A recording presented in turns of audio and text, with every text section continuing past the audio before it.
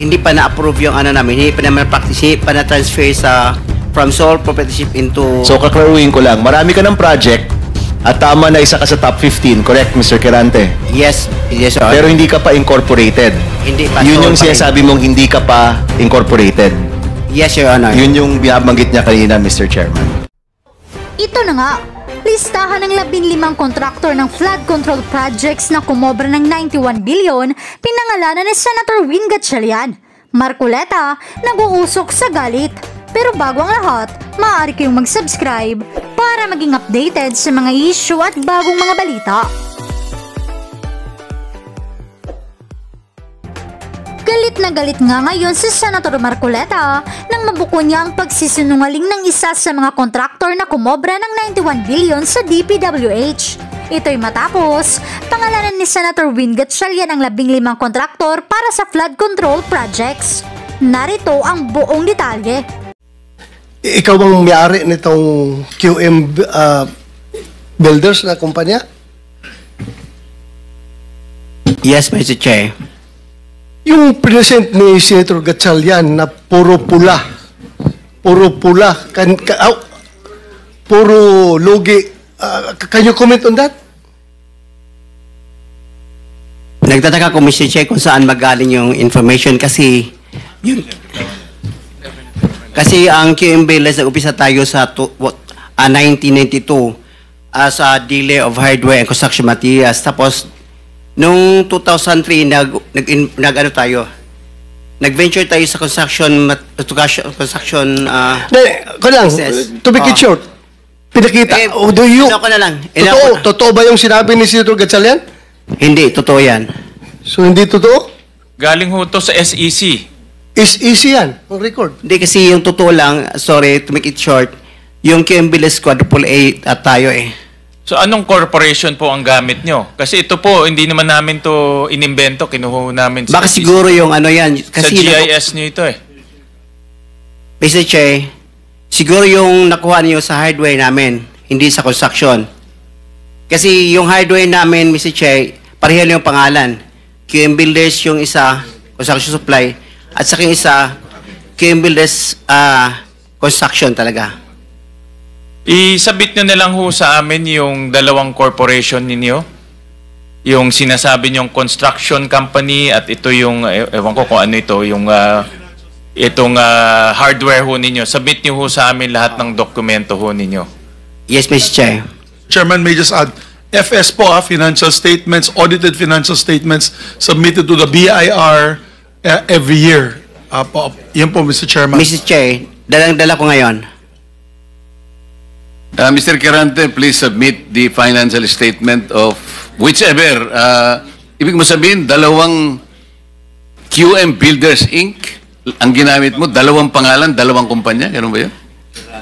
Ang nakalagay first, yung QM Builders na nag-umpisa kami sa 1992, isang hardware yon. Tapos ng 2003, nag-venture kami ng another business, yung construction, QM Builders, construction na yon. Bali, isang pangalan, dalawang klase ng business. Kaya nung 2024, naging quadruple A tayo. Kaya, sa tingin ko, mali. Kasi yung NFCC namin, 40 billion ngayon. Kaya ngayong kuha naming project is only, wala nga 10% sa project namin nakuha per year. Pasabit na lang sa amin, Mr. Quirante, nung mga dokumento. Yes, Mr. Chair. Thank you, Senator Sherwin.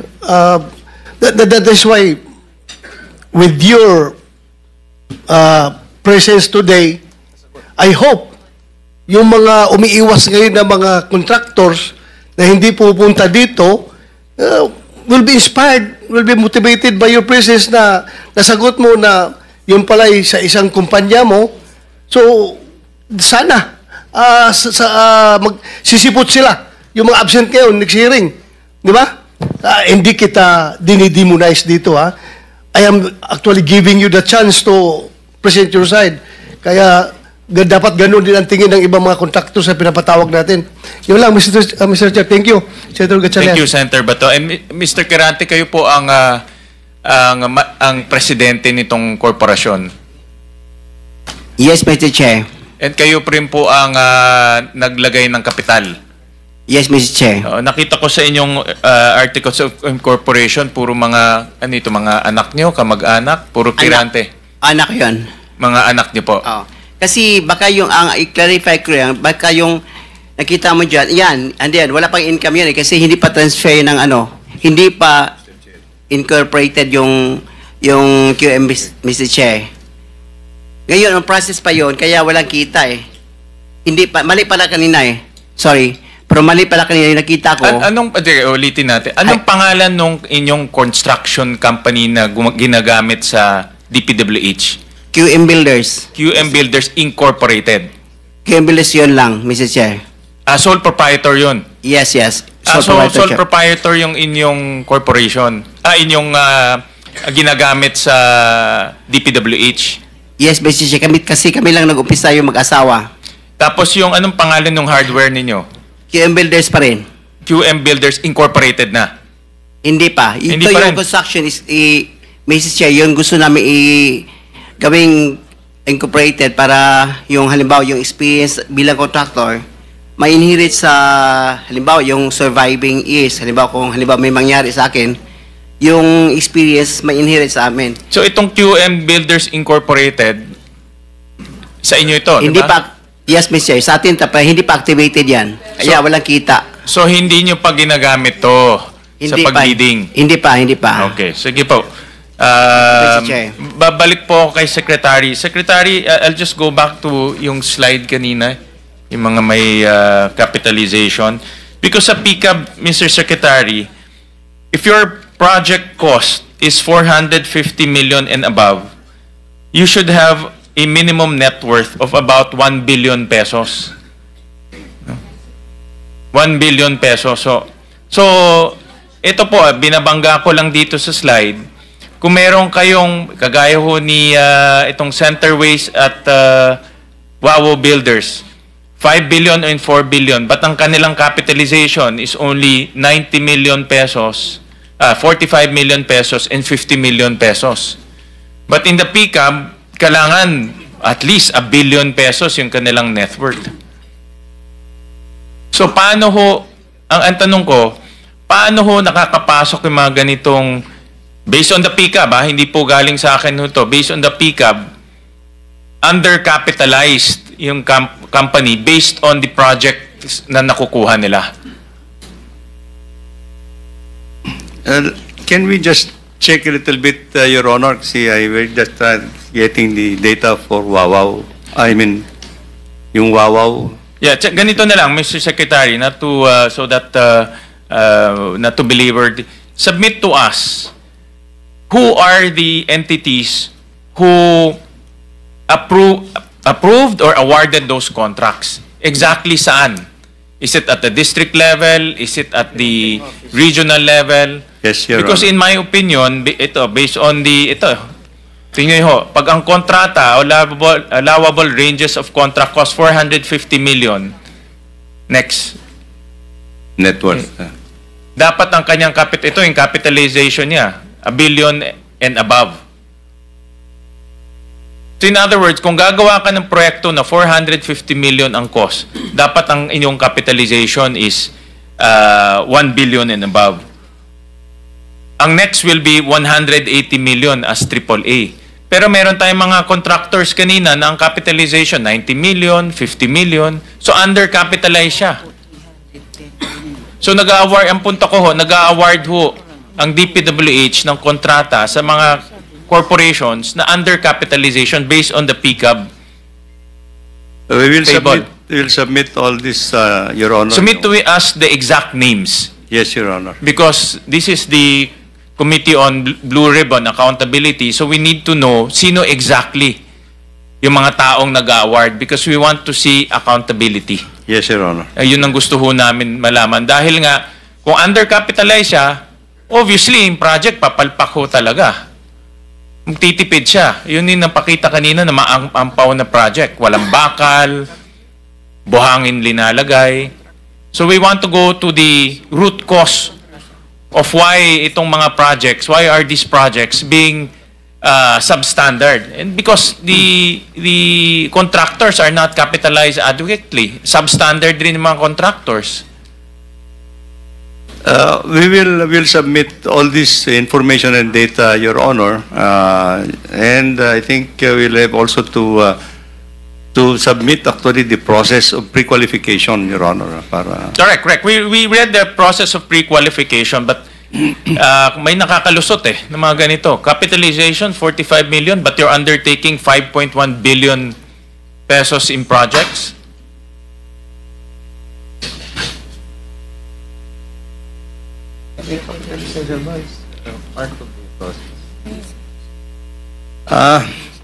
That's why we're going to explain, Your Honor, because as I understand, I think the capitalization is for the company in itself. Yes, I know. And I But think the capitalization is also linked to the NFCC, yung net financial contracting capacity. yes, Your Honor, the net contracting capacity is to be based on the audited financial statement by the BIR. By the BIR, they have to issue that net NFCC. So that is the only basis of the document that we use actually. That has to Well, be in submitted. my opinion, there is some form of I think collusion or some form of corruption in awarding the contracts to contractors who are not capitalized adequately. That's the point I'm trying to make. Yan ang aking punto. We'll look into Dahil lang this. gusto na, kung bilyon ang iyong kontrata, dapat yung capitalization mo rin malaki. Para kaya mo tapusin at hindi ka magtitipid. Kaya nga doon po sa mga nakita naming news reports, marami rin ho nagsasabi doon na delay ang project, napupush yung project ng mahaba, no? At hindi ho matatapos yung project kung kulang ho sa kapital yung corporation. So just submit to us yung detailed documents together with names and personalities of these entities that I showed. Itong 5 entities na na-mention ho namin. We will do that, Your Honor. Thank you, Mr. Chairman. Okay. Mr. Kirante, sabi mo kanina, hindi pa nag-umpisa yung QM Builders as a contractor? Yes, Mr. Chair. Hindi ka pa nakagawa ng project? Hindi pa kasi yung nag-asawa ko ng 1991, nag-upisa kami sa hardware. Yung maliit na hardware, nagtitinta ng bambo, mga ganun mga hipa. Bakit nasama ka sa 15 contractors sa listahan ng Pangulo? Kanina tinatanong ko, wala bang kukontra dito sa sinabi ng Pangulo na 545 billion worth of flood control projects ay ito lang mga 15 contractors ang nakakuha, kasama ka, QM Builders. Nandiyan ka pala, bakit hindi ka kumontra? Ba't ngayon sinasabi mo, hindi ka pa nakapag... Asensya, Mr. Chair, kasi medyo nahiya ako. So sinasabi mo, mali ang Pangulo with respect to your company? Yung data is mali Kasi ang totoo, yung 414 projects na nakuha sa QM, totoo lang is only 86 projects. Mr. Chair. Teka muna, sabi mo hindi ka pa nakapag-umpisa Ano yung sinasabi mong project? Ano ko lang siguro, bagitin ko lang. Noong 2003, nakalisensya na kami sa pickup, only category D. Hanggang noong 2024, naging quadruple A na tayo. Pero dumaan pa kami ng single A, noong 2011 hanggang nag-triple A tayo ng 2017 hanggang naging quadruple A tayo ng 2024. Mr. Secretary, naiintindihan mo ba yung sinasabi niya? Sabi mo hindi ka pa nakapag-umpisa ng project. Paano ka naging quadruple A? Ang ano ko lang, Mr. Che, yung sinasabi kong 1992 is hardware pa yon. Yung nakita niyo yung hardware. Hindi natin pinag-uusapan yung hardware mo. Ang pinag-uusapan natin, flood control projects. Tinatanong ka kanina, sabi mo, hindi ka pa nagkapag-umpisa ng flood control projects. Paano ka nagkaroon ng lisensya? Paano ka naging quadruple A? At lalong mahalaga, paano ka nasama sa 15? Gumawa ka na ng flood control project. Gumawa na tayo ng flood control O project. ngayon gumawa ka na naman. Ano ba talaga yung totoo?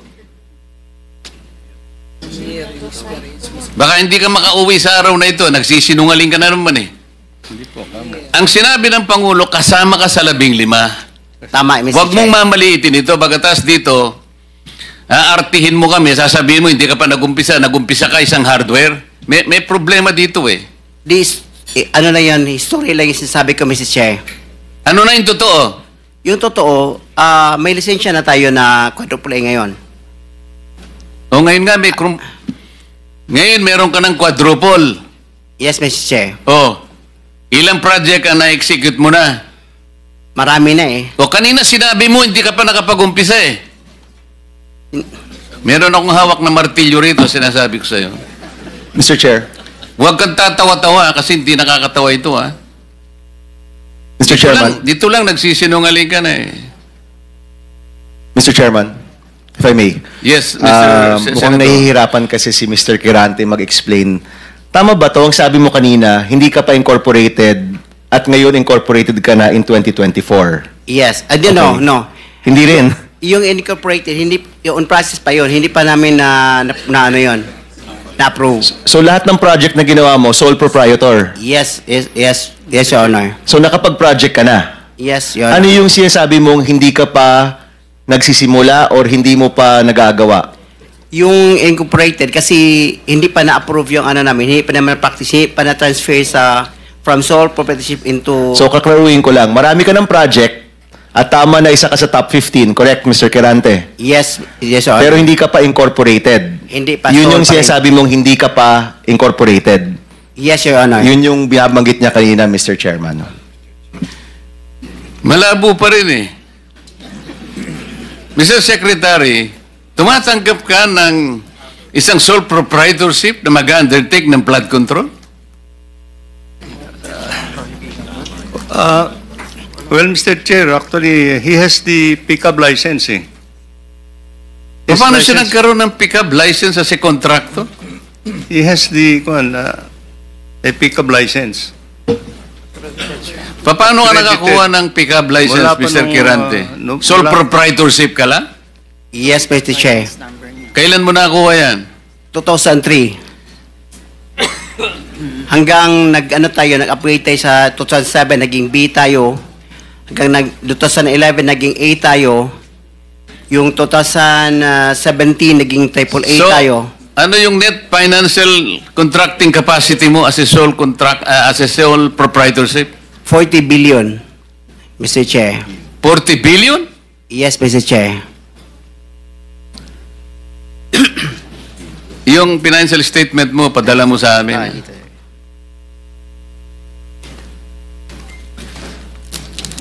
Mr. Chair, if I may. Mr. Chair. Teka muna si Senator JB muna para matapos natin lahat. Quick lang para sa kanya. Kanino? Kay Randy. Habang hindi pa siya umalis. Naniniwala ka pa dyan? Naintindihan ko, Mr. Chair, dahil tingin ko, Bisaya ito, hirap mag-express ng sarili niya in Tagalog. Kaya, I would rather advise him na uminom ka ng tubig, mag-inhale ka, relax ka, at ang pagsalita mo, huwag mo masyadong bilisin. Naintindihan kita eh, parang tayo Bisaya. May difficulty in expressing yourself ka. Hindi ko kinakampihan, Mr. Chair, ha? Ang sinasabi niya, meron siyang 40 billion pesos. 40 billion. NFCC. 40 billion ang sinasabi niya. NFCC, Mr. Chair. Kaya nga, 40 billion pesos. Yes, Mr. Chair. Oh. Naniniwala ka, Mr. Senator? Ano yung NFTC, Mr. Chair? Hindi ko... Net financial contracting capacity. Totoo, tinoon na, bay. Ha? Yeah. May 40 Yes. billion ka. Yes. Nakadeposito sa bangko na. Ano sa mga? Ay, Paano? hindi. Yung NFCC kinuha sa... Ano yan? Yen o pesos? Asset yan. Kasi yung NFCC, kinocompute ng times 15 yon, Mr. Chair. Halimbawa, may 1 billion ka sa bangko. Pwede ka sa 15 billion. So, halimbawa, may pera ka sa bangko na 2 billion, ibig sabihin, pwede ka sa 30 billion. Yan ang computation. Kaya tayo yung pera natin, kasama na yung mga assets, more than 2 billion. Kaya, i-multiply natin ng 15, abot ng 40 billion. Kaya kami munta at hanggang 40 billion. Mr. Chairman, Mr. Quirante, ito tinitignan. Ano yung 2015 na QM Builders Incorporated? Ina-apply namin dyan sa SEC, Pero Your Honor. 2015 pa siya. Pero hindi pa namin tinatransfer Transfer to? to sole proprietorship into incorporated. Hindi, ito, incorporated na ito eh. This is a corporation. Kasi ang explanation ng bookkeeper natin, yung ano natin gahandol, yung experience ng from sole proprietorship, itatransfer muna sa Hindi, incorporated. iba yung experience, iba yung corporate entity. Incorporate entity is 2015 nandyan na siya. Pero sinasabi nyo, walang nangyayari. Wala nangyayari. Ang Ina-apply lang. ginagamit nyo since noon pa ay yung inyong sole proprietor. Yes, Your Diyan Honor. pumapasok inyong income, in other words. Yan din ginagamit nyo pagbibid ng mga projects. Yes, Your Honor. Tama? Ganun pa? Ganun ba ho ang interpret? So, dalawang entity, yung sole proprietor at yung incorporation. Yes, Yes, Your Honor. Okay. Sabit nyo na lang ho sa amin yung mga dokumento na yan. Thank you, Mr. Chairman.